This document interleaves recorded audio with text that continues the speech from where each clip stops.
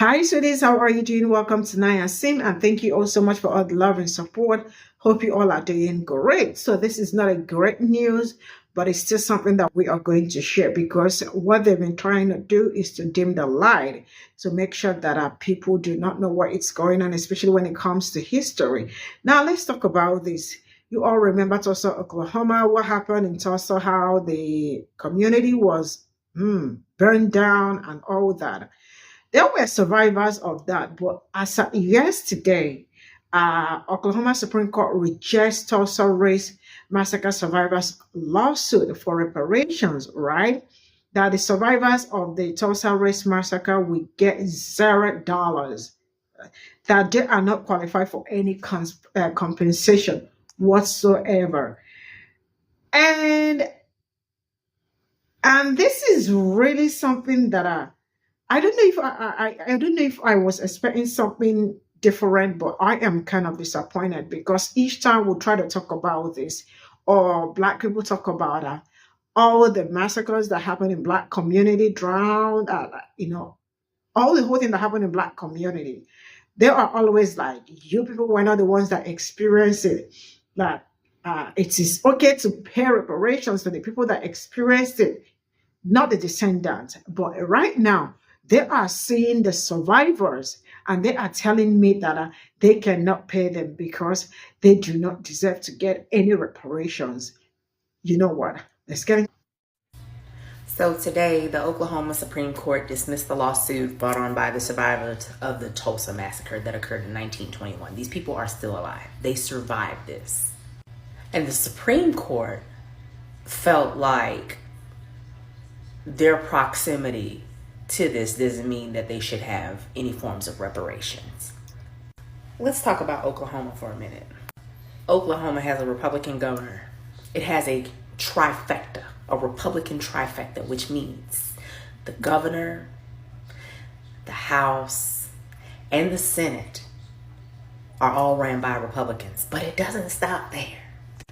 Oklahoma has a Republican triplex. The Republican Party controls the offices of governor, secretary of state, and attorney general. And remember, governors have the power to appoint Supreme Court justices at the state level. So are we shocked that this is what has happened to the survivors of the Tulsa race massacre? People who lived through such an atrocity are being told they should basically get over it. There are no reparations. For those of you who keep saying that the Democrats are against reparations, no. Not only did they block a chance for reparations for the survivors that are actually still alive, but they were basically like, it doesn't matter anymore because it's in the past. Our very existence doesn't matter. But in the spirit of trifectas, now we have Oklahoma, Louisiana, Texas, Florida, I believe Georgia, Alabama, and Mississippi. And y'all are playing with these elections coming up, thinking that it's just about one person. Basic civics, everybody. Basic civics. It's all connected because we have three branches of government. There is no king, and the Republican Party keeps showing you who they are. I have some terrible news. The Oklahoma Supreme Court has ruled 8-1, affirming a lower court's ruling that the survivors of the Tulsa race massacre will get $0, that they do not qualify for any compensation whatsoever. We just surpassed the 103-year anniversary of that horrific act of terrorism. 2 Tulsa race massacre survivors are still alive and well, and this was the final opportunity to get any semblance of justice or accountability or reparations or restitution. And adding to this horrific injustice is the fact that Oklahoma City suffered a horrific act of terrorism in 1995, the Oklahoma City bombing. Some of you are old enough to remember it. I know I sure am. And the families of the Oklahoma City bombing got $50 million for being survivors of terrorism and mass violence. But the Tulsa race massacre survivors, who are all Black, who are victims of the similar type of white supremacist, racist violence and terrorism, get nothing. This is yet another reminder that the system is not broken. It is working exactly as it is intended, because a system cannot fail those it was never meant to protect in the first place.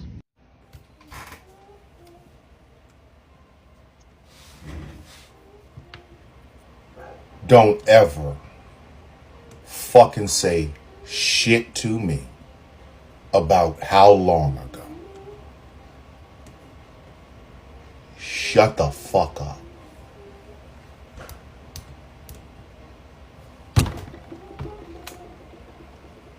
There were 3 survivors of the Tulsa race massacre. 3. 1 died. The other 2 were still alive, and they put in a lawsuit. And the Oklahoma Supreme Court said, fuck y'all. So, is it really so long ago? When you find out, you know the information's there. You've always known the information's there. There are survivors. And you say, fuck them. Is it really so long ago? Here's something I don't think these fucking advocates for colorblindness have really understood. Do you really honestly think we gonna watch y'all do this shit and then just go, yeah, we're all colorblind now? Ban all the fucking books you want. I'm 52 years old. My mother was born in 1936, and my father was born in 1928. So I have the stories. My older sister has the stories. My brother has the stories. My 2 other sisters have the stories. My aunts have the stories. My uncles have the stories. My cousins have the stories. What are you gonna do? Get rid of all of us? You're going to get rid of all of us. Is that what you're going to fucking do? That way you can create this colorblind society? What the fuck makes you think people of color are going to go along with it? What the fuck makes you think we're going to go along with it? Because you say it loud enough and you ban some books because of it? That don't mean shit. That don't mean shit. Because those 3 survivors had kids. And their kids had kids. And their kids had kids. So you will hear from them again and again and again. The reason you bastards can talk about how long ago slavery was and people who was and wasn't a fucking slave is because there are no slaves alive today. That's why it's really cool for me to say, hey, go ahead and fish and swim and have some fun on Lake Lanier. Just know that it's on top of a fucking black town. That town is still there. The coup in Wilmington, North Carolina, yeah, that happened. That happened. And we all know why. You can do everything you possibly can to raise your fucking Caucasian ass children as dumb as you fucking want to. But do not think the rest of us is just going to keep hanging around and letting it happen. And we just going to go, yeah, colorblind. There are people that are doing 30 and 40 and 50 years in prison right now who are only there because Nixon's war on drugs targeted black folk. Reagan's accelerated version of the war on drugs targeted black and brown folk. And Clinton's 3 strikes you're out fucking crime bill targeted black and brown people. And all the apologies, Republican or Democrat, it doesn't matter. These people are still there. And they remember the Rockefeller drug laws. The fuck makes you think they're going to all of a sudden not talk about it because your ass want a colorblind society? The state of Oklahoma was waiting these people out. Waiting them out. Waiting them out. They figured they would just die. And then Oklahoma could pretend like it didn't fucking happen. I've been to Greenwood. I've been there. I've seen the videos about what happened there. I've read the stories. So unless you plan on doing that memory erasing shit from Men in Black on my black ass, I'm gonna talk as much as I fucking want to. You see, that's where y'all fucked up. Y'all got a little bit too full of yourself. You didn't understand the power of black, brown, and native and indigenous people. You really honestly thought we were just going to remember these goddamn stories and not pass them on. You're going to be hearing about this shit for at least 2 generations. And much like Miss Seeley said in The Color Purple, until you do right by me, everything you think about gonna fail. Everything done to me, already done to you. Do you think our Mexican brothers and sisters are gonna forget the fucking gasoline baths? You think that's what's gonna fucking happen? You think they're gonna fucking forget Operation W back? Eisenhower's fucking immigration policy? You really think they're gonna fucking forget? You don't think they're not gonna teach their fucking kids that shit? Are you kidding me? Are you fucking with me? Do you really honestly think the native and indigenous people are gonna forget the Trail of Tears, Wounded Knee? They're gonna forget the fucking schools that their kids had to be sent to so they can be more Americanized and more white or Christianized, and some of them didn't make it out. That's why they continue to find mass graves behind these fucking schools every single time, whether in Canada or the United States. And you think they're gonna fucking forget? No. No, what's gonna happen is you're gonna run across a hell of a lot more anti-racist white people. That's what's gonna happen. That's why y'all want these books banned. You want to stop it at the source. You want to stop it at the source. You want to continue to teach your fucking kids that you just don't see color. You just don't see history is what you're talking about. That sounds like a you problem. It don't sound like a us problem. Because you want this bland, boiled down, assimilated ass America does not mean the rest of us want it. And if you think we're not going to tell our kids and our grandkids and our great-grandkids and our great-great-great-grandkids these fucking stories, you are out of your rabbit ass mind. You are out of your mind. The cat's out of the bag now, kids. The cat's out of the bag. We now know how many black towns there were in certain parts of America and how they were destroyed by the white power structure in this fucking country. Some of it during Jim Crow, some of it afterwards. We now know about fucking redlining and how the hood was created in the first fucking place. Now we know. And there's no goddamn way in hell we going back to the dark ages where we could just, I'm gonna just be quiet because I want unity. Fuck you. Fuck you. We know the duplicity of both political parties. So you can't sell us bullshit anymore. We know the fucking prices. All Oklahoma did was make goddamn sure every black Oklahoman talks about it. That's all they did. That's all they did. And you're going to see a lot more radicalized black, brown, and native and indigenous people. A lot more. Because we see what y'all are doing. Y'all are walking around here with a can of white paint trying to erase history as fast as humanly fucking possible. You're labeling shit like DEI and CRT, bitch. We know exactly what the fuck you're talking about. You're not going to sit up and talk about us in the goddamn room like we ain't going to say something. You can go to all the goddamn school board meetings you want talking about CRT is robbing your kids of their lunch money and keeps bullying them in fourth period. We don't give a fuck. Because we know the history. It's written in our bones, in our veins, in our blood. And that is something you cannot take away. Take all the fucking books you want. That's why Amazon sells them. And we're going to teach our kids. And they're going to teach their kids. And they're going to teach their kids. And they're going to teach their kids. So sometime, long after my bones are powder, you're going to see young black men and young black women. You're going to see native and indigenous men and women. You're going to see Hispanic men and women. You're going to see Asian men and women. You're going to see Jewish men and women. You're going to see members of the LGBTQIA plus standing their ass up going, hey, remember when you guys did this fuck shit? Then what you going to do? Can't ban your books. You can't ban books out of, you can't ban your way out of that one. You can't colorblind your way out of that one. You got two choices. We already see what the first one is. You just gonna try to erase the goddamn history as if it didn't happen. The second one, and the one I would give you all the fucking advice to take, is you better fucking face up to it and try to find some way to make it right. Because we ain't going no goddamn where. Y'all better fucking recognize Fuck out of here. A judge has tossed out the reparations case of the last known survivors of the Tulsa Race Massacre. This was a years-long case in which the last three survivors, Viola Fletcher, Hugh Van Ellis, and Leslie Bedingfield Randall, wanted to seek compensation for the public nuisance that the Tulsa Race Massacre caused.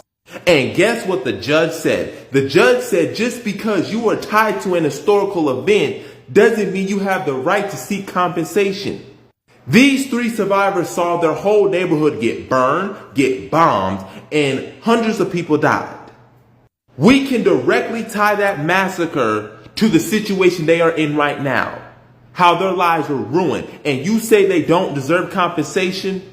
This is the same state where a school official said that the Tulsa Race Massacre shouldn't include race. And then backpedaled after backlash. It's a shame they're going to go to their graves without receiving justice. A judge has tossed out the reparations case of the last known survivors of the Tulsa Race Massacre. What you see in back of me is the black massacres that took place, but they should refer to the Black Holocaust. And the number one Black Holocaust that occurred. Now, this map is like a blueprint of all the years how it started. And this was starting back in the 1700s, all the way into the 1900s. Okay? Even going to the time when we was trying to fight for our civil rights movement. Yes. There has been multiple lynchings, mass fires, and they had torched innocent men and women and children who were Black Americans living in this country natively. And each and every one of these people was never received any reparations or compensation or any type of funding to restore back their area. And with the help of members of who were Ku Klux Klan. Ku Klux Klan started sometime in the 1800s, right after when slavery was done. And this country had turned around and registered and gave them charters. Yes. But meanwhile, they denied the rights of people who innocently was tortured in 1921, better known as the Black Wall Street, better known as Tulsa, Oklahoma. And they denied them to this day. On this day. And they did it very despiteful because it's a few days before June 19th. So meanwhile, you seen the president and the vice president sitting there dancing and kumbaya with all the elites and the constituents. But meanwhile, look what they did. They just threw salt. They threw salt at these people. Okay? But what's so ironic about it is United States helped a community when they were going through something called the Holocaust, making sure that their oppressors paid for their education, their pension, compensation, education, and also fight for war crimes.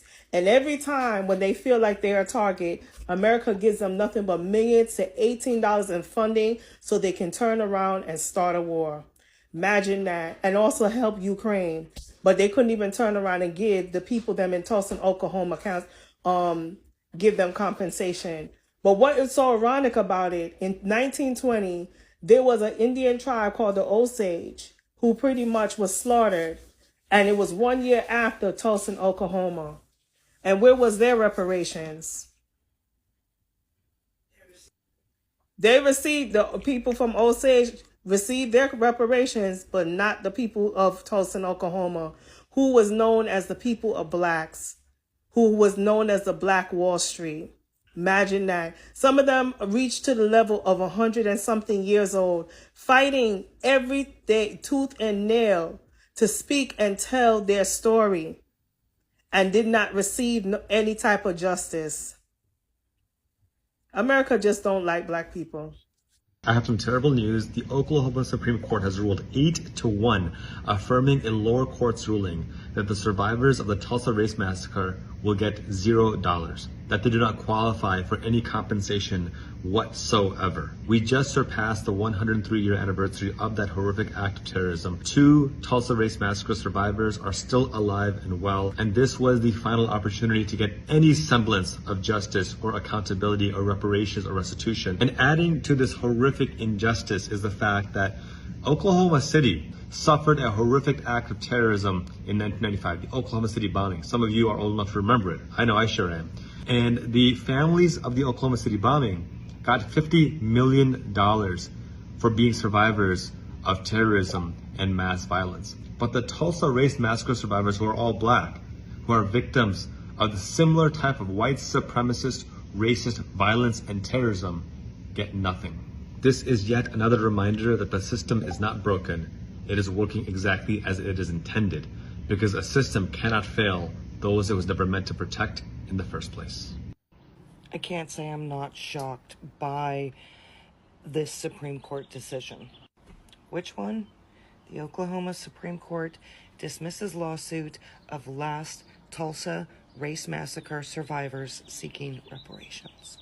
The Oklahoma Supreme Court on Wednesday dismissed a lawsuit by survivors of the 1921 Tulsa race massacre, dampening the hopes of advocates for racial justice that the city would make financial amends for one of the worst single acts of violence against black people in U.S. history that left as many as 300 people dead and a once thriving district in smoldering ruins.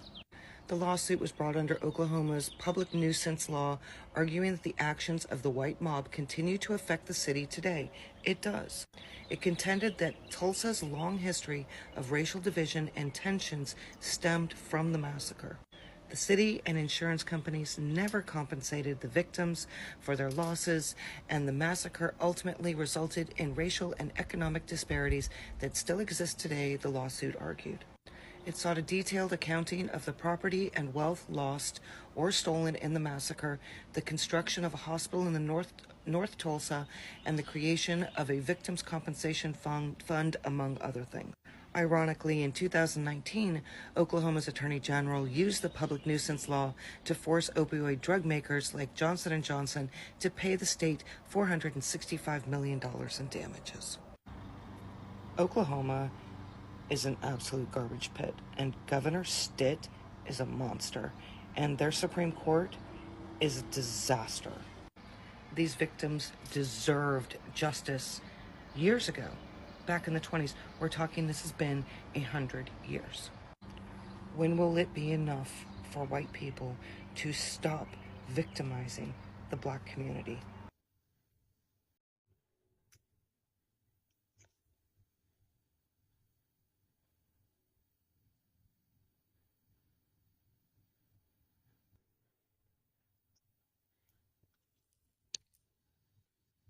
So this is all I got from the stitches, and I am not sure if I was expecting something else or something better. I don't know, but I am disappointed.